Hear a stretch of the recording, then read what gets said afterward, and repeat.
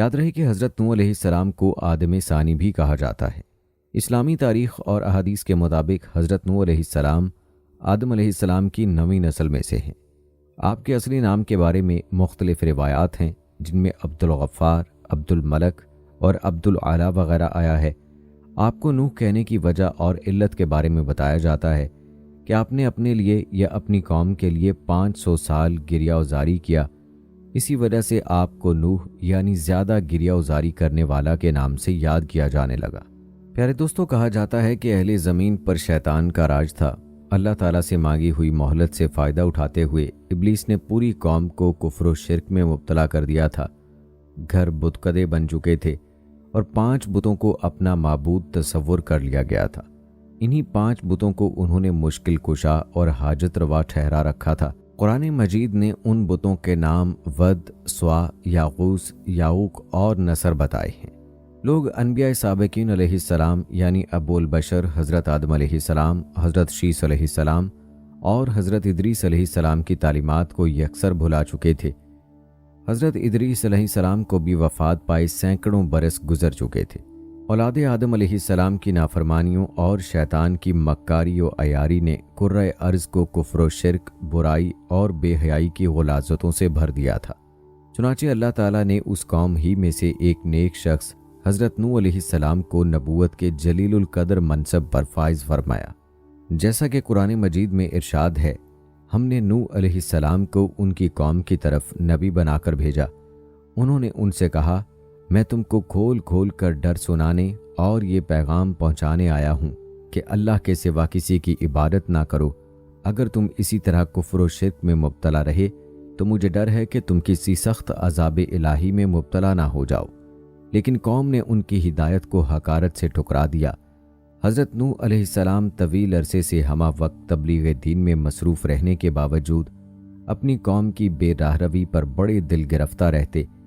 ان کی قوم انہیں طرح طرح کی اذیتیں دیتی، ان پر مصائب کے پہاڑ ڈھاتی، لیکن وہ صبر کرتے اور ان کے لیے دعائے خیر کرتے رہتے۔ حضرت ابن عباس رضی اللہ تعالی عنہ روایت کرتے ہیں کہ نبی کریم صلی اللہ علیہ وآلہ وسلم نے فرمایا، کسی نبی کو اپنی قوم کے ہاتھوں اتنی تکلیف اور اذیت نہیں پہنچی جتنی حضرت نوح علیہ السلام کو اپنی قوم کے ہاتھوں برداشت کرنی پڑی۔ کافر ان کو ڈراتے، دھمکاتے اور تبلیغ سے باز رکھنے کے لیے اتنا مارتے کہ وہ بے ہوش ہو جاتے، کبھی ان کے گلے میں پھندا ڈال کر بازاروں میں گھسیٹتے پھرتے۔ حضرت ابن عباس رضی اللہ تعالی عنہ سے ایک اور روایت منقول ہے کہ ان کی قوم انہیں اتنا مارتی کہ وہ گر جاتے تو ان کو کمبل میں لپیٹ کر کسی مکان یا ویرانے میں ڈال دیتے اور سمجھتے تھے کہ وہ انتقال کر گئے، مگر پھر جب ان کو ہوش آتا تو دوبارہ اپنی قوم کو راہ حق کی طرف بلانے میں مصروف ہو جاتے۔ آپ علیہ السلام کا نسب نامہ اس طرح ہے، نوح بن لامک بن مطلوشخ بن خنوخ بن یرد بن ماحیل بن قینن بن انوش بن شیس بن آدم۔ ابن جریر رحمہ اللہ وغیرہ کے قول کے مطابق آپ علیہ السلام کی ولادت حضرت آدم علیہ السلام کی وفات سے 126 سال بعد ہوئی۔ اہل کتاب کی تاریخ کے مطابق حضرت نوح علیہ السلام کی ولادت اور حضرت آدم علیہ السلام کی وفات کے درمیان 146 سال کا فاصلہ ہے، اور صحیح ابن حبان میں ہے کہ ان کے درمیان 10 قرن یعنی 10 صدیوں یا 10 نسلوں کا فاصلہ ہے۔ جیسا کہ حضرت ابو امامہ رضی اللہ تعالی عنہ سے روایت ہے کہ ایک آدمی نے کہا، اللہ کے رسول صلی اللہ علیہ وآلہ وسلم، کیا آدم علیہ السلام نبی تھے؟ نبی کریم صلی اللہ علیہ وآلہ وسلم نے فرمایا، ہاں، آپ سے کلام کیا گیا۔ اس نے کہا، آپ کے درمیان اور حضرت نوح علیہ السلام کے درمیان کتنا فاصلہ تھا؟ نبی کریم صلی اللہ علیہ وآلہ وسلم نے فرمایا، 10 قرن۔ بہرحال اللہ تعالیٰ نے نوح علیہ السلام کو اس وقت نبوت سے سرفراز فرما کر مبعوث فرمایا جب بتوں اور شیطانوں کی پوجا شروع ہو گئی اور لوگوں نے گمراہی اور کفر کا راستہ اختیار کر لیا۔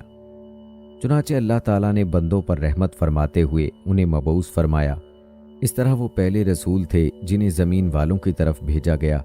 قیامت کے دن میدان محشر میں کھڑے ہوئے لوگ بھی ان سے یہی بات کہیں گے۔ اللہ تعالیٰ نے اپنی مقدس کتاب میں متعدد مقامات پر آپ کا قصہ بیان کیا ہے کہ آپ کی قوم نے کیا کچھ کیا اور اللہ تعالیٰ نے کفر کرنے والوں پر طوفان کا کیسا عذاب بھیجا، پھر آپ کو اور کشتی والوں کو کس طرح نجات دی۔ مثلاً سورہ آراف، سورہ یونس، سورہ ہود، سورہ انبیاء، سورہ مومنون، سورہ شعراء، سورہ عنکبوت، سورہ صافات اور سورہ قمر میں آپ کا ذکر فرمایا، اور ایک مکمل سورت سورہ نوح آپ کے نام سے نازل فرمائی۔ اللہ تعالیٰ نے حضرت نوح علیہ السلام کو پیغام ربانی دے کر ان کی قوم کی طرف مبعوث فرمایا، تو آپ نے قوم کو یہ پیغام بڑے آسن انداز میں پہنچایا، جس کا ذکر اللہ تعالیٰ نے سورہ آراف میں فرمایا۔ ہم نے نوح کو ان کی قوم کی طرف بھیجا تو انہوں نے ان سے کہا، اے میری قوم، اللہ کی عبادت کرو، اس کے سوا تمہارا کوئی معبود نہیں، مجھے تمہارے بارے میں بڑے دن کے عذاب کا بہت ہی ڈر ہے۔ تو جو ان کی قوم کے سردار تھے وہ کہنے لگے کہ ہم تمہیں صریح گمراہی میں مبتلا دیکھتے ہیں۔ انہوں نے کہا، اے قوم، مجھ میں کسی طرح کی گمراہی نہیں ہے، بلکہ میں پروردگار عالم کا پیغمبر ہوں، تمہیں اپنے پروردگار کے پیغامات پہنچاتا ہوں اور تمہاری خیرخواہی کرتا ہوں، اور مجھ کو اللہ کی طرف سے ایسی باتیں معلوم ہیں جن سے تم بے خبر ہو۔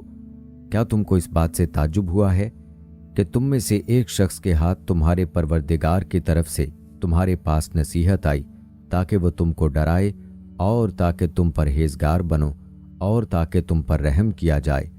مگر ان لوگوں نے ان کی تکذیب کی، تو ہم نے نوح کو اور جو ان کے ساتھ کشتی میں سوار تھے ان کو تو بچا لیا، اور جن لوگوں نے ہماری آیتوں کو جھٹلایا تھا انہیں غرق کر دیا۔ کچھ شک نہیں کہ وہ اندھے لوگ تھے۔ حضرت نوح علیہ السلام نے قوم کو دعوت حق دی تو انہوں نے اس سچی دعوت کو جھٹلا دیا۔ اس پر آپ نے قوم کو دلائل کی روشنی میں دعوت غور و فکر دی، جس کا تذکرہ اللہ تعالیٰ نے سورہ یونس میں یوں فرمایا، اور اے نبی، ان کو نوح کا قصہ پڑھ کر سنا دو، جب انہوں نے اپنی قوم سے کہا کہ اے قوم، اگر تمہیں میرا تمہارے ہاں رہنا اور اللہ کی آیتوں سے نصیحت کرنا ناگوار ہو تو میں تو اللہ پر بھروسہ رکھتا ہوں، تم اپنے شریکوں کے ساتھ مل کر ایک کام جو میرے بارے میں کرنا چاہو مقرر کر لو، اور وہ تمہاری تمام جماعت کو معلوم ہو جائے اور کسی سے پوشیدہ نہ رہے، پھر وہ کام میرے حق میں کر گزرو اور مجھے مہلت نہ دو۔ اور اگر تم نے منہ پھیر لیا تو تم جانتے ہو کہ میں نے تم سے کچھ معاوضہ نہیں مانگا، میرا معاوضہ تو اللہ کے ذمے ہے، اور مجھے حکم ہوا ہے کہ میں فرما برداروں میں رہوں۔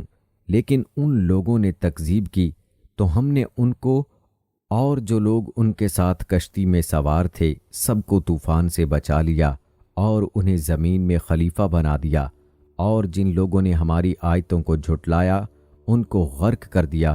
سو دیکھ لو کہ جو لوگ ڈرائے گئے تھے ان کا انجام کیسا ہوا۔ حضرت نوح علیہ السلام کی مدلل دعوت کا انکار کرنے کے ساتھ ساتھ گمراہ قوم نے عجیب و غریب دلائل سے غالب آنے کی کوشش کی۔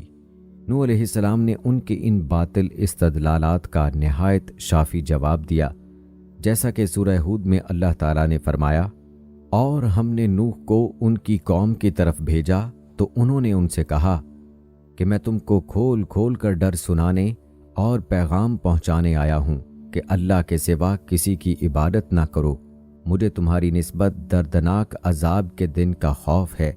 تو ان کی قوم کے سردار جو کافر تھے کہنے لگے کہ ہم تم کو اپنے ہی جیسا ایک آدمی دیکھتے ہیں، اور یہ بھی دیکھتے ہیں کہ تمہارے پیروکار وہی لوگ ہوئے جو ہم میں ادنا درجے کے اور موٹی عقل والے ہیں، اور ہم تم میں اپنے اوپر کسی طرح کی فضیلت نہیں دیکھتے بلکہ تمہیں جھوٹا خیال کرتے ہیں۔ انہوں نے کہا کہ اے قوم، دیکھو تو، اگر میں اپنے پروردگار کی طرف سے دلیل روشن رکھتا ہوں اور اس نے مجھے اپنے ہاں سے رحمت بخشی ہو جس کی حقیقت تم سے پوشیدہ رکھی گئی ہو، تو کیا ہم اس کے لیے تمہیں مجبور کر سکتے ہیں اور تم ہو کہ اس سے ناخوش ہو رہے ہو؟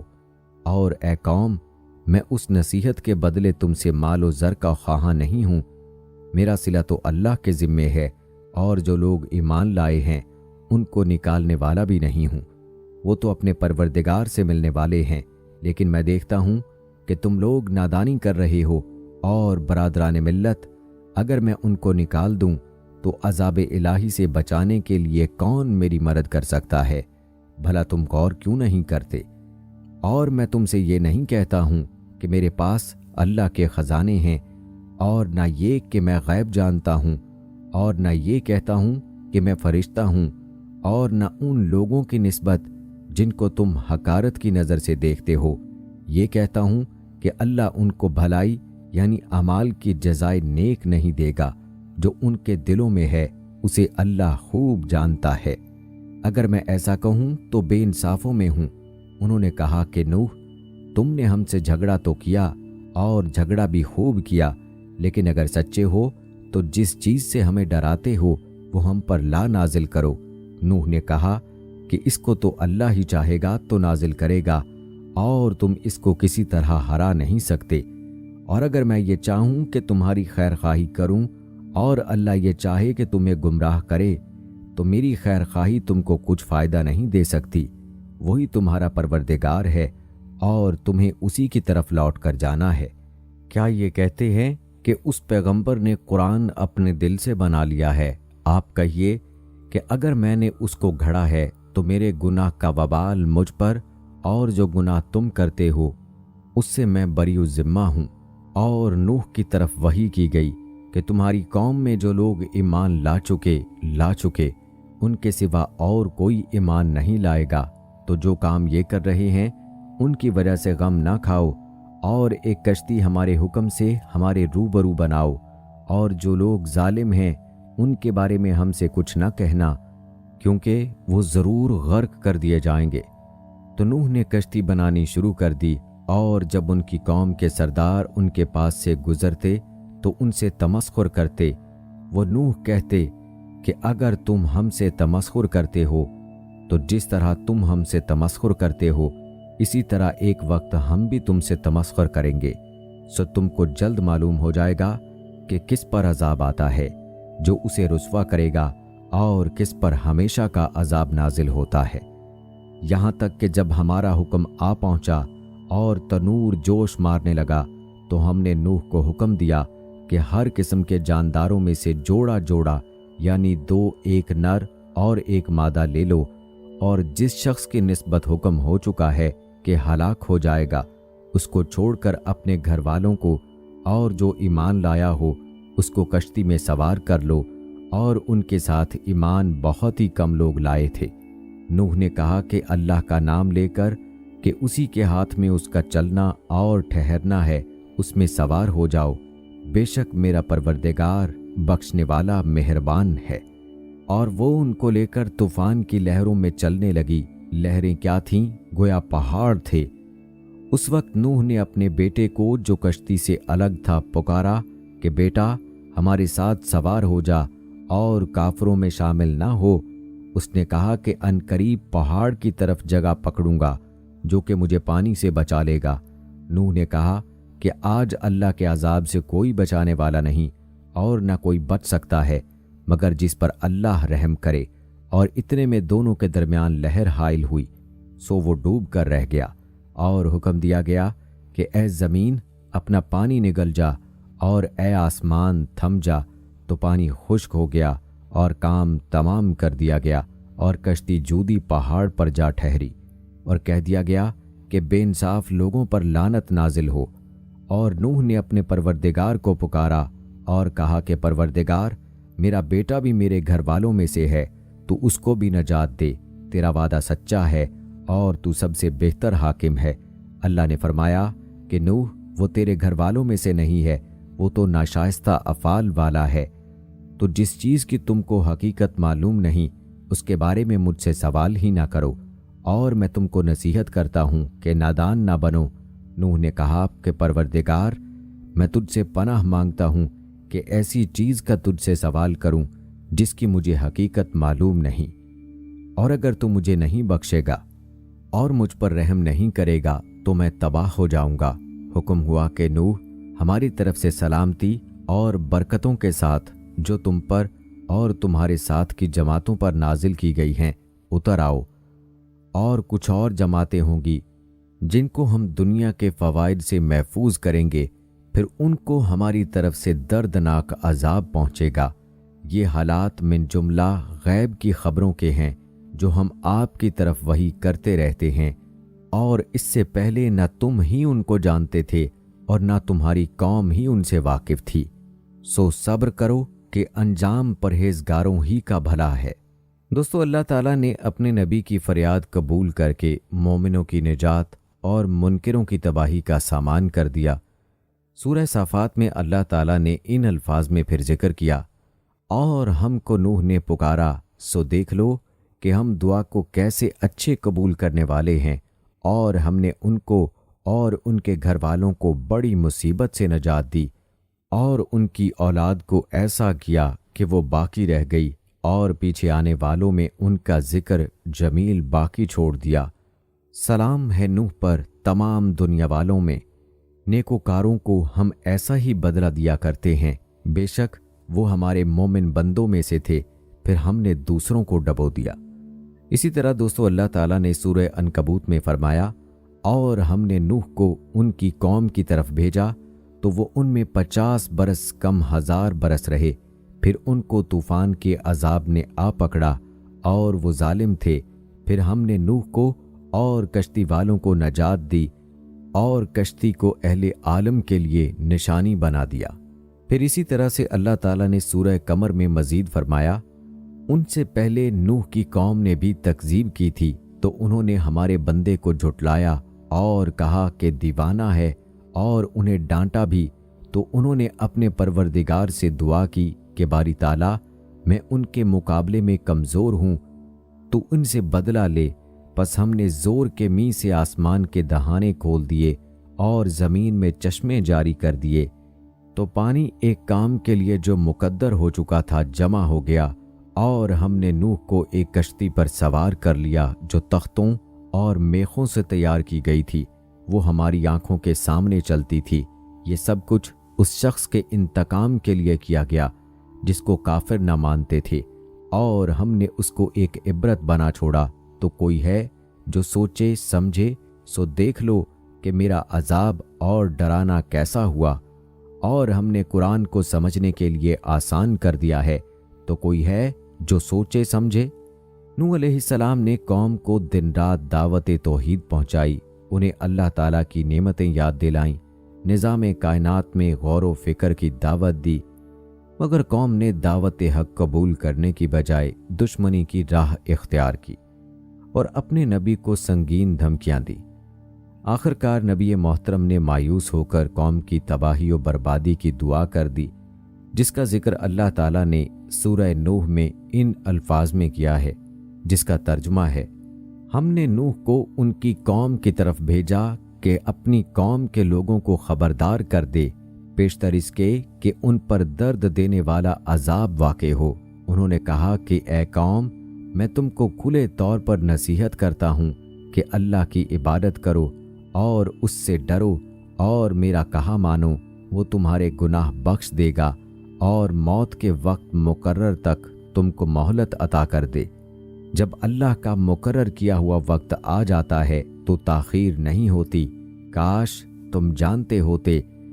جب لوگوں نے نہ مانا تو نوح نے اللہ سے عرض کی کہ پروردگار، میں اپنی قوم کو دن رات بلاتا رہا، لیکن میرے بلانے سے وہ اور زیادہ گریز کرتے رہے۔ جب بھی میں نے ان کو بلایا کہ توبہ کریں اور تو ان کو معاف فرمائے، تو انہوں نے اپنے کانوں میں انگلیاں دے لیں اور کپڑے اوڑھ لیے اور اڑ گئے اور اکڑ بیٹھے۔ پھر میں ان کو کھلے طور پر بلاتا رہا اور ظاہر اور پوشیدہ ہر طرح سمجھاتا رہا، اور کہا کہ اپنے پروردگار سے معافی مانگو کہ وہ بڑا معاف کرنے والا ہے، وہ تم پر آسمان سے لگاتار می برسائے گا اور مال اور بیٹوں سے تمہاری مدد فرمائے گا اور تمہیں باغ عطا کرے گا اور ان میں تمہارے لیے نہریں بہا دے گا۔ تم کو کیا ہوا کہ تم اللہ کی عظمت کا اعتقاد نہیں رکھتے، حالانکہ اس نے تم کو طرح طرح کی حالتوں کا پیدا کیا ہے؟ کیا تم نے نہیں دیکھا کہ اللہ نے 7 آسمان کیسے اوپر تلے بنائے ہیں اور چاند کو ان میں زمین کا نور بنایا ہے اور سورج کو چراغ ٹھہرایا ہے، اور اللہ ہی نے تم کو زمین سے پیدا کیا ہے، پھر اس میں تمہیں لوٹا دے گا اور اسی سے تم کو نکال کھڑا کر دے گا، اور اللہ ہی نے زمین کو تمہارے لیے فرش بنایا تاکہ اس کے بڑے بڑے کشادہ رستوں میں چلو پھرو۔ اس کے بعد نوح نے عرض کی کہ پروردگار، یہ لوگ میرے کہنے پر نہیں چلے اور ایسوں کے تابع ہوئے جن کو ان کے مال و اولاد نے نقصان کے سوا کچھ نہیں دیا، اور وہ بڑی بڑی چالیں چلے اور کہنے لگے کہ اپنے معبودوں کو ہرگز نہ چھوڑنا، اور ود اور سوا اور یاغوث اور یعوق اور نصر کو بھی ترک نہ کرنا۔ پروردگار، انہوں نے بہت لوگوں کو گمراہ کر دیا، تو تو ان کو اور گمراہ کر دے۔ آخر وہ اپنے گناہوں کے سبب ہی غرقاب کر دیے گئے، پھر آگ میں ڈال دیے گئے، تو انہوں نے اللہ کے سوا کسی کو اپنا مددگار نہ پایا۔ اور پھر نوح نے یہ دعا کی کہ میرے پروردگار، کسی کافر کو روئے زمین پر بسا نہ رہنے دے، اگر تو ان کو رہنے دے گا تو تیرے بندوں کو گمراہ کر دیں گے، اور ان سے جو اولاد ہوگی وہ بھی بدکار اور ناشکر گزار ہی ہوگی۔ اے میرے پروردگار، مجھ کو اور میرے ماں باپ کو اور جو ایمان لا کر میرے گھر میں آئے اس کو، اور تمام ایمان والے مردوں اور ایمان والی عورتوں کو معاف فرما، اور ظالم لوگوں کے لیے اور زیادہ تباہی بڑھا۔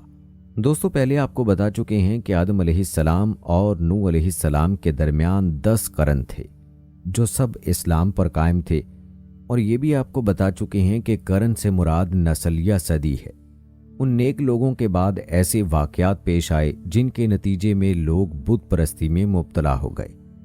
اس تبدیلی کا سبب اس روایت سے واضح ہوتا ہے جو امام بخاری رحمہ اللہ نے اس آیت مبارکہ کی تفسیر میں ذکر کی، جو کوئی سورہ نوح کی ہے، جس کا ترجمہ ہے، اور کہنے لگے کہ اپنے معبودوں کو ہرگز نہ چھوڑنا، اور ود اور سوا اور یاغوث اور یعوق اور نصر کو کبھی ترک نہ کرنا۔ حضرت عبداللہ بن عباس رضی اللہ تعالی عنہ نے فرمایا، یہ نوح علیہ السلام کی قوم کے بعض نیک آدمیوں کے نام ہیں۔ جب وہ فوت ہو گئے تو شیطان نے ان کی قوم کے دل میں یہ بات ڈالی کہ جہاں وہ حضرات بیٹھا کرتے تھے وہاں بت بنا کر رکھ دو، اور ان کے وہی نام رکھ دو جو ان بزرگوں کے تھے۔ انہوں نے ایسا ہی کیا۔ اس وقت بتوں کی پوجا نہیں ہوئی۔ جب وہ لوگ فوت ہو گئے اور علم مٹ گیا تب ان کی پوجا ہونے لگی۔ حضرت عبداللہ بن عباس رضی اللہ تعالی عنہ نے فرمایا، نوح علیہ السلام کی قوم کے یہی بت بعد میں عرب میں پوجے گئے۔ امام ابن جریر رحمۃ اللہ علیہ نے اپنی تفسیر میں محمد بن قیس رحمۃ اللہ علیہ سے روایت کی ہے۔ انہوں نے فرمایا، یہ حضرات آدم علیہ السلام اور نوح علیہ السلام کے درمیان کے زمانے کے اولیاء کرام تھے۔ ان کے کچھ پیروکار بھی تھے جو ان کے طریقے پر چلتے تھے۔ جب وہ فوت ہو گئے تو ان کے عقیدت مند پیروکاروں نے کہا، اگر ہم ان کی تصویریں بنا لیں تو ان کی یاد کی وجہ سے ہمیں عبادت کا شوق زیادہ ہوگا۔ چنانچہ انہوں نے ان کی تصویریں بنائیں۔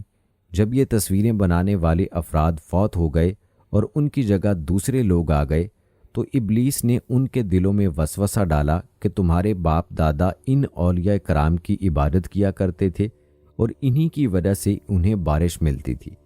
چنانچہ ان لوگوں نے ان کی عبادت شروع کر دی۔ روایت ہے کہ ابو جعفر محمد باقر نماز پڑھ رہے تھے کہ حاضرین نے یزید بن محلب کا ذکر کیا۔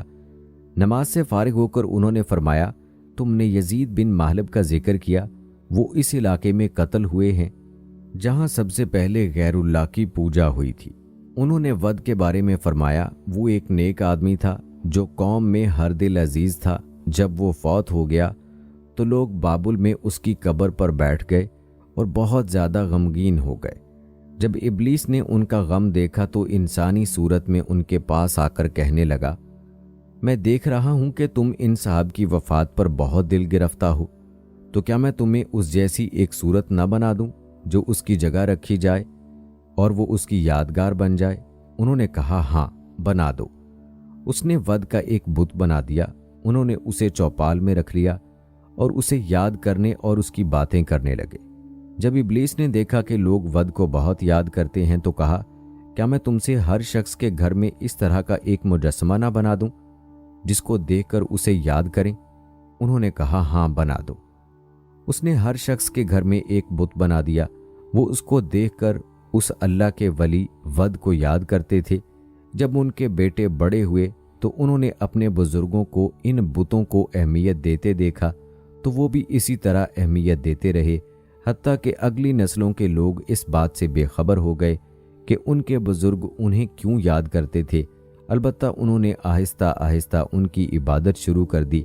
چنانچہ سب سے پہلے جس مخلوق کی عبادت کی گئی وہ ود بزرگ کا بت تھا۔ اس تفصیل سے معلوم ہوتا ہے کہ ہر بت کو پوجنے والی ایک الگ جماعت تھی۔ یہ بھی کہا جاتا ہے کہ جب طویل زمانہ گزر گیا تو انہوں نے تصویروں کی جگہ مجسم بت بنا لیے تاکہ زیادہ دیر تک قائم رہ سکیں، یعنی پہلے تصویریں بنائی گئی تھیں، بعد میں تصویروں کے مٹ جانے کے خوف سے مجسمے بنائے گئے، بعد میں ان کی عبادت ہونے لگی۔ ان کے ہاں ان کی عبادت کے بہت سے طریقے تھے، یعنی کہ بت پرستی کا آغاز اس طرح سے ہوا۔ جب زمین میں خرابی پھیل گئی اور بت پرستی کی وبا عام ہو گئی تو اللہ تعالیٰ نے اپنے بندے اور اپنے رسول حضرت نوح علیہ السلام کو مبعوث فرمایا، جو ایک اللہ کی عبادت کی طرف بلانے لگے جس کا کوئی شریک نہیں، اور اس کے سوا ہر چیز کی عبادت سے منع کرنے لگے۔ چنانچہ آپ پہلے رسول ہیں جنہیں اللہ تعالیٰ نے زمین والوں کی طرف بھیجا۔ پھر سورہ ہود میں فرمایا کہ تم صرف اللہ ہی کی عبادت کرو، مجھے تو تم پر دردناک دن کے عذاب کا خوف ہے۔ ان آیات میں اللہ تعالیٰ نے یہ بیان فرمایا ہے کہ نوح علیہ السلام نے لوگوں کو ہر طرح تبلیغ کی، رات کو بھی اور دن کو بھی، تنہائی میں بھی اور اعلانیہ بھی، ترغیب کے ذریعے سے بھی اور ترہیب کے ذریعے سے بھی، لیکن کوئی طریقہ کارگر نہ ہوا، بلکہ اکثر لوگ گمراہی، سرکشی اور بت پرستی پر اڑے رہے۔ ہر وقت آپ سے دشمنی کرتے رہے، آپ کو اور آپ پر ایمان لانے والوں کو برا بھلا کہتے رہے، انہیں شہید کر دینے اور جلا وطن کر دینے کی دھمکیاں دیتے رہے، ان کی بے عزتی کرتے اور زیادہ سے زیادہ تکلیفیں دیتے رہے۔ نبی کی خیر خواہی اور نرمی و پیار کے باوجود آپ کی قوم کے جو بڑے سردار تھے انہوں نے کہا، ہم آپ کو واضح گمراہی میں دیکھتے ہیں۔ نوح علیہ السلام نے جواب دیا، جس کا ذکر اللہ تعالیٰ نے سورہ اعراف میں ان الفاظ میں کیا، اے قوم، مجھ میں کسی طرح کی گمراہی نہیں، بلکہ میں پروردگار عالم کا پیغمبر ہوں۔ یعنی تمہارا یہ خیال غلط ہے کہ میں گمراہ ہوں، بلکہ میں رب العالمین کی طرف سے صحیح ہدایت پر قائم ہوں، جو ہر چیز کو کن کہہ کر پیدا کر لیتا ہے۔ حضرت نوح علیہ السلام نے مزید فرمایا، میں تمہیں اپنے پروردگار کے پیغام پہنچاتا ہوں اور تمہاری خیر خواہی کرتا ہوں، اور مجھ کو اللہ کی طرف سے ایسی باتیں معلوم ہوئی ہیں جن سے تم بے خبر ہو۔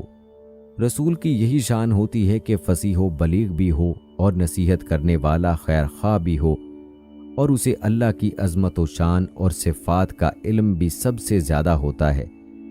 قوم کے سرداروں نے اعتراض کرتے ہوئے کہا، جس کا ذکر اللہ تعالیٰ نے سورہ ہود میں کیا، جس کا ترجمہ ہے، اور ہم یہ بھی دیکھتے ہیں کہ تمہارے پیروکار وہی لوگ ہوئے ہیں جو ہم میں ادنا درجے کے ہیں، اور وہ بھی رائے ظاہر سے، نہ غور و تفکر سے، اور ہم تم میں اپنے اوپر کسی طرح کی فضیلت نہیں دیکھتے، بلکہ تمہیں جھوٹا خیال کرتے ہیں۔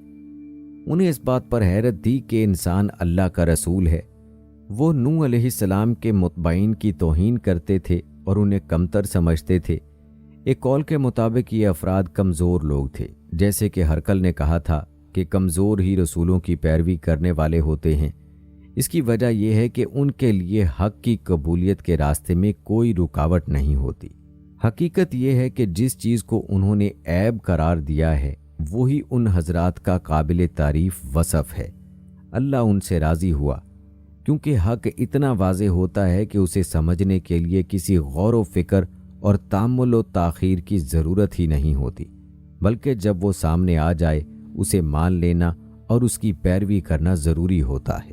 نبی کریم صلی اللہ علیہ وآلہ وسلم نے اسی وجہ سے حضرت ابو بکر صدیق رضی اللہ تعالی عنہ کی تعریف کرتے ہوئے فرمایا تھا، میں نے جسے بھی اسلام کی دعوت دی وہ اس کی طرف آتے ہوئے جھجکا، مگر ابو بکر صدیق رضی اللہ تعالی عنہ کی زبان ذرا نہیں رکی، فوراً قبول کر لیا۔ یہی وجہ ہے کہ ثقیفہ بنو سعدہ میں اجتماع کے موقع پر آپ رضی اللہ تعالی عنہ کی بیعت بھی فوراً ہو گئی۔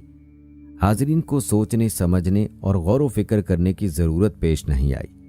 کیونکہ صحابہ کرام رضوان اللہم اجمعین کی نظر میں آپ رضی اللہ تعالی عنہ کی افضلیت بالکل ظاہر اور واضح تھی، اور خود رسول اللہ صلی اللہ علیہ وآلہ وسلم نے پہلے حضرت ابو بکر صدیق رضی اللہ تعالی عنہ کی خلافت کے بارے میں تحریر لکھوانے کا ارادہ فرمایا، پھر یہ فرماتے ہوئے ارادہ ترک فرما دیا کہ اللہ اور مومن ابو بکر صدیق رضی اللہ تعالی عنہ کے سوا کسی پر راضی نہیں ہوں گے۔ نوح علیہ السلام کے کافروں نے اپنے نبی اور مومنوں کے بارے میں کہا، اور ہم پر تمہاری کوئی فضیلت ہمیں نظر نہیں آتی۔ اس کا مطلب یہ تھا کہ ایمان لانے کے بعد تمہیں ہم پر کوئی برتری حاصل نہیں ہوئی، بلکہ ہم تو تمہیں جھوٹا سمجھتے ہیں۔ آپ نے قوم کی طرف سے انتہائی سخت اور ناقابل برداشت رویے کے باوجود بڑے حوصلے اور صبر کے ساتھ انہیں سمجھانے اور غور و فکر کی دعوت دیتے ہوئے فرمایا، اے میری قوم، دیکھو تو اگر میں اپنے پروردگار کی طرف سے دلیل روشن رکھتا ہوں اور اس نے مجھے اپنے ہاں سے رحمت بخشی ہو جس کی حقیقت تم سے پوشیدہ رکھی گئی ہے، تو کیا ہم اس کو ماننے کے لیے تمہیں مجبور کر سکتے ہیں جبکہ تم مجھ سے ناخوش ہو رہے ہو؟ یہ ان سے خطاب کرنے میں نرم اسلوب کا انداز ہے اور انہیں حق کی طرف بلانے میں نرم رویے کا اظہار ہے، جیسے اللہ تعالیٰ نے حضرت موسیٰ علیہ السلام اور ہارون علیہ السلام سے فرعون کی بابت فرمایا تھا، اس سے نرمی سے بات کرنا، شاید وہ غور کرے یا ڈر جائے۔ اللہ تعالیٰ نے آخر الزماں پیغمبر حضرت محمد صلی اللہ علیہ وآلہ وسلم کو بھی نرم اسلوب اور نرم رویہ اپنانے کی ہدایت فرمائی تھی۔ دوستو، یہاں پر آپ کو حضرت نوح علیہ السلام کی کشتی کے بارے میں بتاتے چلیں کہ امام سوری رحمۃ اللہ علیہ بیان کرتے ہیں کہ اللہ تعالیٰ نے نوح علیہ السلام کو 80 ہاتھ لمبی کشتی بنانے کا حکم دیا اور کہا کہ اسے اندر اور باہر سے تار کول لگائیں اور اس کا اگلا حصہ خمدار بنائیں تاکہ وہ پانی کو چیرتے ہوئے چل سکے۔ حضرت قتادہ رحمۃ اللہ علیہ کا کہنا ہے کہ کشتی 300 ہاتھ لمبی اور 50 ہاتھ چوڑی تھی۔ میں نے تورات میں اسی طرح لکھا ہوا دیکھا ہے۔ ان سب نے اس کی بلندی 30 ذرا ذکر کی ہے۔ اس کی 3 منزلیں تھیں، ہر منزل 10 ہاتھ بلند تھی۔ نچلی منزل مویشیوں اور جنگلی جانوروں کے لیے تھی، درمیانی منزل انسانوں کے لیے اور بالائی منزل پرندوں کے لیے تھی۔ اس کا دروازہ چوڑائی میں تھا اور اس کے اوپر ایک چھت بھی تھی۔ اور دوستو، ویڈیو میں آگے بڑھتے ہوئے اب تذکرہ کرتے ہیں طوفان نوح کا۔ امام ابن جریر اور دوسرے علماء رحمۃ اللہ علیہ نے فرمایا ہے کہ طوفان قبطی حساب کے مطابق اگست کی 13 تاریخ کو شروع ہوا۔ قوم کی مسلسل ہٹ دھرمی سے عاجز آ کر نوح علیہ السلام نے اپنے رب سے دعا کی اور اللہ تعالیٰ نے دعا قبول کر کے بدکار قوم کو تباہ و برباد کر دیا۔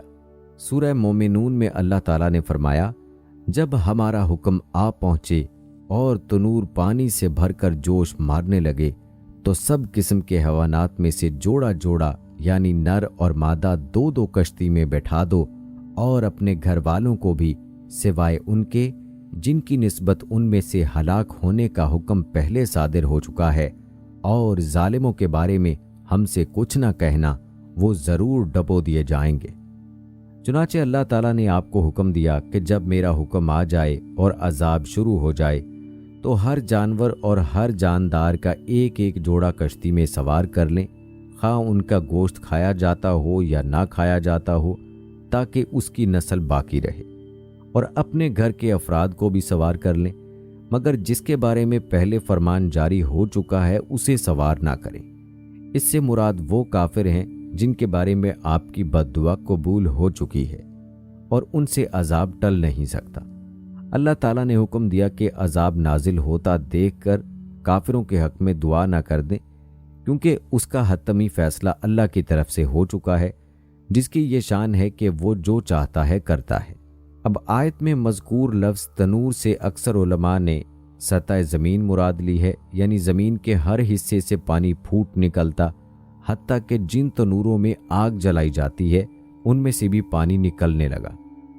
حضرت ابن عباس رضی اللہ تعالی عنہ سے روایت ہے کہ تنور سے مراد یہ ہے کہ ساری زمین سے پانی نکلے گا، یعنی آگ والے تنوروں سے بھی پانی نکلنا شروع ہو گیا۔ یعنی اللہ نے حکم دیا کہ جب عذاب آئے تو ہر قسم کے جانداروں کا ایک ایک جوڑا کشتی میں سوار کر لیں۔ بائبل میں کہا گیا ہے کہ انہیں ہر حلال جانور کے 7 جوڑے اور ہر حرام جانور کا ایک جوڑا سوار کرنے کا حکم دیا گیا، لیکن قرآن مجید کے لفظ سے 2 جانور سے اس کی تردید ہوتی ہے۔ اللہ تعالیٰ نے فرمایا کہ کافروں کو چھوڑ کر صرف ان مومنوں کو کشتی میں سوار کریں جن کے حق میں نجات کی دعا قبول ہو چکی ہے۔ آپ کا بیٹا یام بھی ڈوبنے والوں میں شامل تھا۔ کشتی میں سوار ہونے والوں کی تعداد کتنی تھی، اس کے بارے میں علماء کے مختلف اقوال ہیں۔ حضرت ابن عباس رضی اللہ تعالی عنہ سے روایت ہے کہ وہ 80 افراد تھے، ان کے ساتھ ان کی بیویاں بھی تھیں۔ کعب احبار سے مروی ہے کہ وہ 72 افراد تھے، بعض نے کہا کہ 10 تھے۔ ایک قول کے مطابق کشتی میں سوار ہونے والوں میں حضرت نوح علیہ السلام خود، ان کے 3 بیٹے اور ایمان نہ لا کر غرق ہو جانے والے یام کی بیوی سمیت نوح علیہ السلام کی 4 بہویں شامل تھیں۔ یہ قوم ظاہر طور پر آیت کے خلاف ہے، کیونکہ آیت سے ثابت ہوتا ہے کہ کشتی میں نوح علیہ السلام کے خاندان سے باہر کے مومن افراد بھی سوار ہوئے تھے، جیسے کہ نوح علیہ السلام نے فرمایا تھا، مجھے اور جو مومن میرے ساتھ ہیں انہیں بچا لیں۔ ایک قول کے مطابق وہ 7 افراد تھے۔ نوح علیہ السلام کی بیوی جو آپ کے تمام بیٹوں حام، سام، یافس، یام، جسے اہل کتاب کنان کہتے تھے، اور یہی طوفان میں غرق ہوا تھا، اور عابر کی ماں تھی، وہ طوفان سے پہلے فوت ہو چکی تھی۔ بعض علماء نے فرمایا کہ وہ بھی ایمان نہ لانے کی وجہ سے دوسرے کافروں کے ساتھ غرق ہو گئی تھی۔ اہل کتاب کا کہنا ہے کہ وہ کشتی میں موجود تھی، ہو سکتا ہے وہ بعد میں کافر ہو گئی ہو، البتہ پہلا قول زیادہ صحیح ہے، کیونکہ نوح علیہ السلام نے عرض کیا تھا کسی کافر کو زمین پر بسا نہ رہنے دے۔ جب کافر قوم کی غرقابی کا وقت ہو گیا تو مومنوں کی حفاظت اور نجات کے لیے کشتی اللہ کے حکم سے تیرنے لگی، تو اللہ تعالیٰ نے اس نعمت پر شکر ادا کرنے کا حکم دیا، اور جب تم اور تمہارے ساتھی کشتی میں بیٹھ جاؤ تو اللہ کا شکر ادا کرنا اور کہنا کہ سب تعریف اللہ ہی کے لیے ہے، اور جس نے ہم کو ظالم لوگوں سے نجات بخشی، اور یہ بھی دعا کرنا کہ اے پروردگار ہم کو مبارک جگہ اتار، اور تو سب سے بہتر اتارنے والا ہے۔ یعنی اللہ تعالیٰ نے نوح علیہ السلام کو حکم دیا کہ وہ اللہ کی تعریف اور شکر کریں، کیونکہ اس نے یہ کشتی ان کے لیے مسخر فرمائی، اس کے ذریعے سے انہیں نجات دی، قوم کا فیصلہ کر دیا، اور مخالفین کی تباہی کے ساتھ نوح علیہ السلام کی آنکھیں ٹھنڈی کر دیں، جیسے کہ اللہ تعالیٰ نے سورہ زخرف میں فرمایا، اور جس نے تمام قسم کے حیوانات پیدا کیے اور تمہارے لیے کشتیاں اور 4 پائے بنائے جن پر تم سوار ہوتے ہو تاکہ تم ان کی پیٹھ پر چڑھ بیٹھو، اور جب ان پر بیٹھ جاؤ تو اپنے پروردگار کے احسان کو یاد کرو اور کہو کہ وہ ذات پاک ہے جس نے اس کو ہمارے زیر فرمان کر دیا، اور ہم میں طاقت نہ تھی کہ اس کو بس میں کر لیتے، اور ہم اپنے پروردگار کی طرف لوٹ کر جانے والے ہیں۔ اسی طرح سب کو حکم ہے کہ کام کی ابتدا میں دعا کی جائے تاکہ اس میں خیر و برکت حاصل ہو اور اس کا انجام اچھا ہو، جیسے نبی کریم صلی اللہ علیہ وآلہ وسلم کو ہجرت کے وقت حکم دیا، اور کہو کہ اے پروردگار مجھے جہاں لے جا سچائی کے ساتھ لے جا، اور جہاں سے بھی نکال سچائی کے ساتھ نکال، اور اپنے ہاں سے زور و قوت کو میرا مددگار بنا۔ نوح علیہ السلام نے اللہ تعالیٰ کے اس حکم کی تعمیل کی اور ساتھیوں سے فرمایا، اس کشتی میں سوار ہو جاؤ، اللہ ہی کے نام سے اس کا چلنا اور ٹھہرنا ہے، بے شک میرا پروردگار بخشنے والا مہربان ہے۔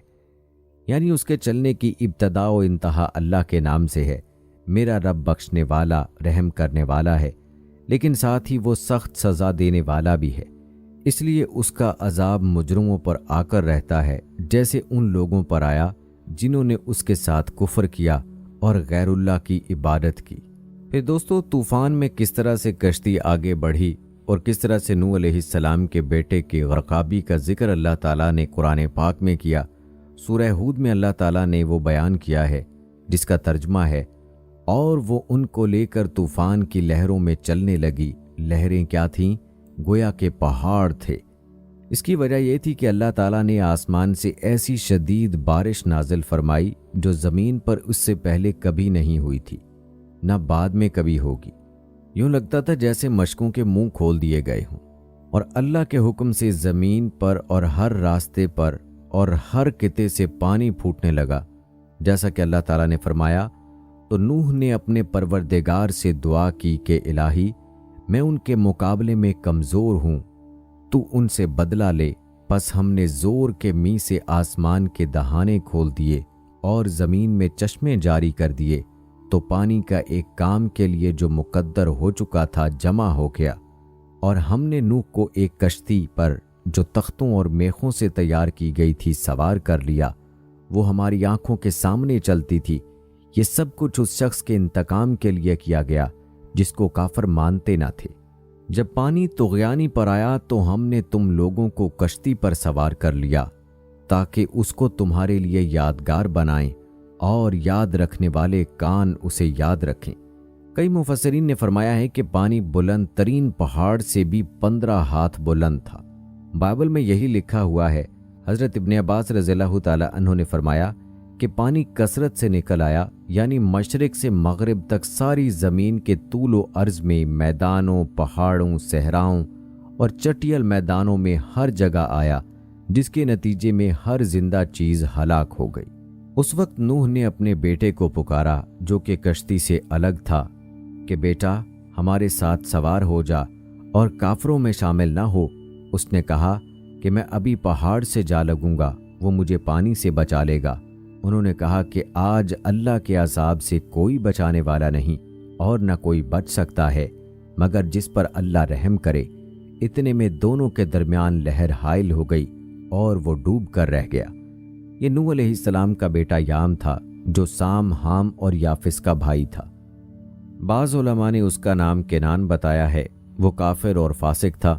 اس نے اپنے والد کا سچا دین قبول نہ کیا، اس لیے ہلاک ہونے والوں کے ساتھ ہلاک ہو گیا، جبکہ آپ کا دین و مذہب قبول کرنے والے نجات پا گئے، حالانکہ وہ ان سے نسبی تعلق نہیں رکھتے تھے۔